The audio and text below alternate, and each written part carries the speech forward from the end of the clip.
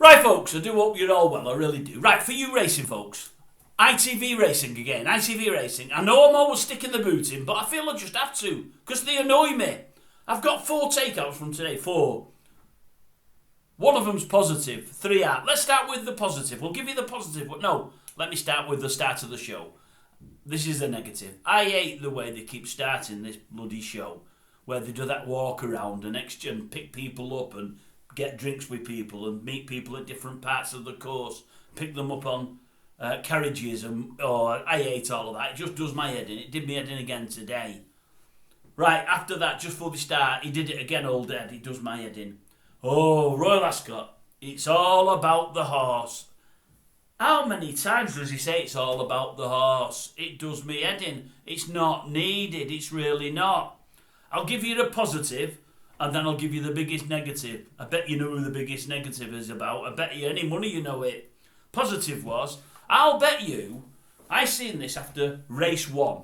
After race 1, I heard probably the best quote I'm probably going to hear all week. 4 more days to go, and I'll be surprised if we hear a better quote over the next 4 days. If somebody hears one in the next 4 days' coverage on ITV from any presenter, jockey, trainer, whatever, let me know on here. I don't know if you heard it though. After, is it Sharon won the first race with D'Souza up?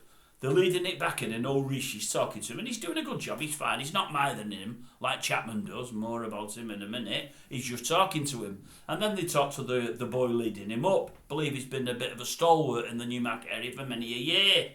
Anyway, he's with Varian now and they say he rides the horse out every day. And he said, I want to get this right. His name was Joe Scally. I thought I'd write it down because I liked what Joe said. I did, honestly. Seemingly Sharon's been a bit of a slow burner. They always thought there was a great horse there, and it's only really this year it's really come to the fore. And he says, many horses take a lift up to the top. This one's walked all the way to the top. And I thought, that was a nice little quote. Many just take a lift to the top. This one's walked all the way. It took its time. I liked it. Good quote. Now, what's the worst takeout from the day? Well, it was shocking. Did you see it? How not to interview somebody. How not to... I'll tell you what. If I'm Brian Meehan, the next time Chapman comes up to me with a microphone under me gob, I'll say, bugger off. I'm never going to speak to you again. Did you see what he did? Meehan just had the winner of... Was it the second race? Was it about 80-1? Bit of a turn-up, but they liked the horse. He's gone and got me and wants to talk to him. Me and didn't look that impressed to be talking to him anyway, but he was giving him of his time and he opened up a bit and he was doing well. All of a sudden, Chapman notices to his right, about 20 yards away, the young sangster boy. He's talking to me and now, don't get me wrong, he's finished that sentence, but he's not said, oh, wait a minute, such and such, but he's over there. If you don't mind, I'll go and have a chat with him. He's talking to him, he says, yeah. Oh, sangster. And he just ran off.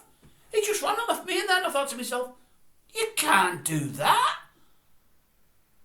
Who's taught him that? Unbelievable. He's talking to a trainer who's just won on his 9th or 10th ever race at Royal Ascot. 15 years since the last one or whatever it may be.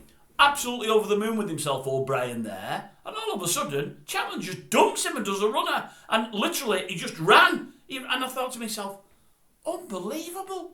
Couldn't believe it. If you've not watched it, watch the interview after that second race. Please, honestly. It's gold dust, really, but for all the wrong reasons. Chapman wants shooting, honestly. Absolutely wants shooting. As I say, Mr. Meehan, don't ever speak to him again.